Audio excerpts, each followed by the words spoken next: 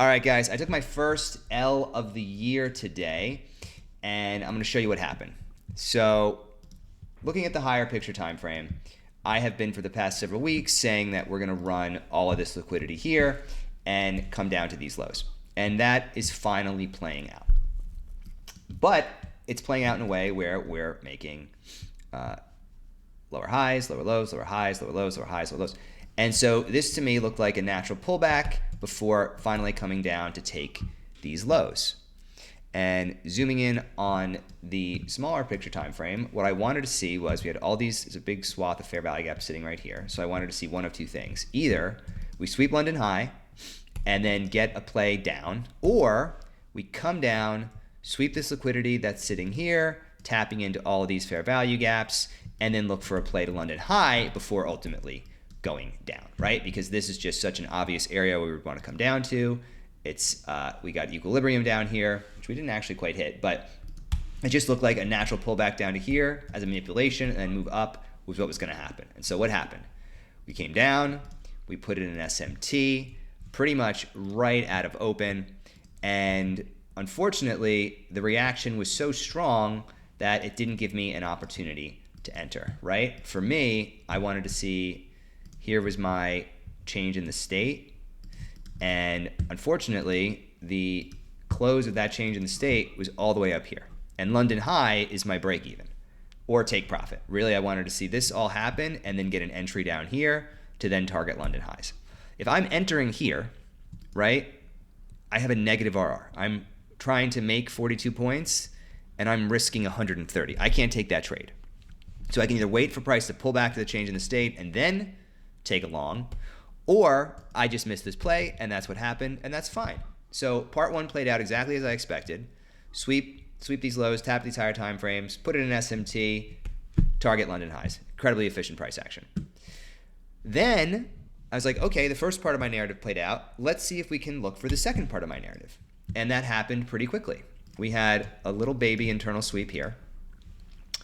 And then we had a change in the state here and a very clear singular fair value gap inversion. So I entered short and targeting down here for a nice 2.1R. The problem with this trade, and I called this live, and I said this is why it's on an A+ setup, is because if you look at how this formed, this was a very aggressive push-up, and it left behind a ton of bearish order flow.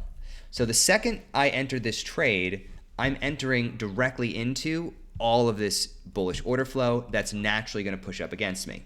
That doesn't mean I don't take the trade, right? Like, it just looks really clean from a technical perspective. We are very much in OTE of this range. We're delivering out of a 4-hour, delivering out of a 1-hour, 15-minute. We've swept internal liquidity. We swept London high. My bias tells me that ultimately we want to go lower. We've got all this liquidity down here. So there's enough reasoning and logic for me to enter this trade. Strong displacement straight through the change in the state. Usually these trades work. But the better ones, and the ones that I always look for and why this would have been A+, is if going into this, instead of this straight shot up that we created, it looked something more like this, right? This is what we want to see when we enter trades. So that is the entry I'm looking for to then target down here. Instead, we had this. So whenever I short into something like this, the probability of it working out is always reduced. And so I got knocked out almost immediately for a loss. Not the end of the world. Then, here's what happened. And this is how none of us are immune to psychology, right? We're pumping. It looks like we're going to keep now going to these previous day highs. We have a pretty strong breakout in the morning.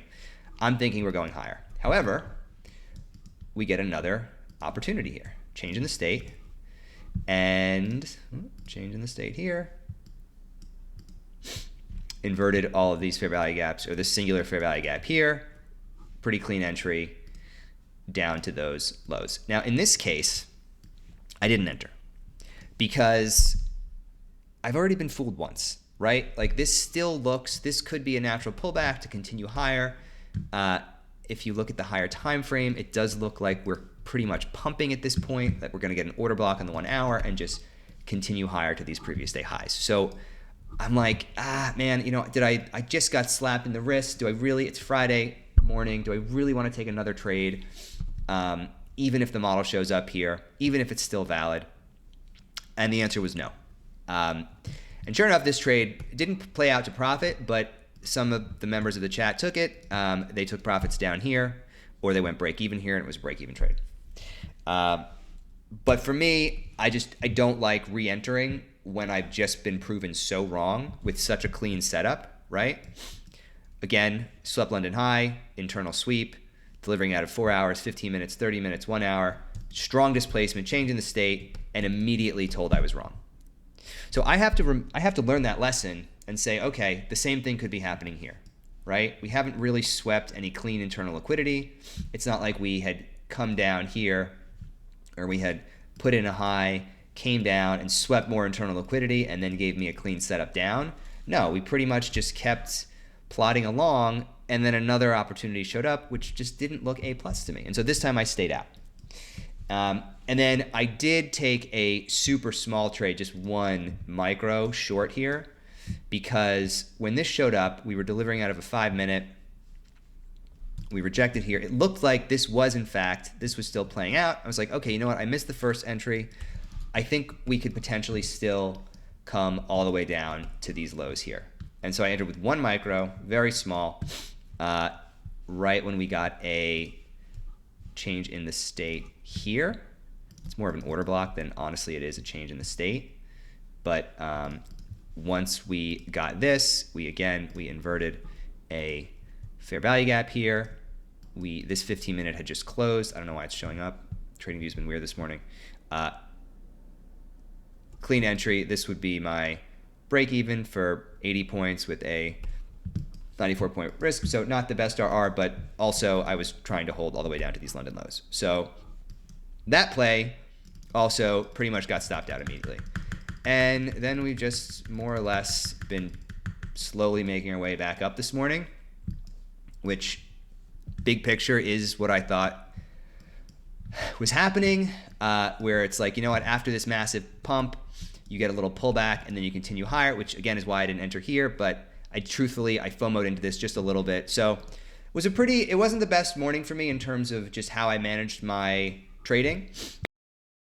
Like I said, I took this was an A setup. I was very aware of the fact that we had all this bullish order flow, and so I didn't go heavy, but I did take the trade.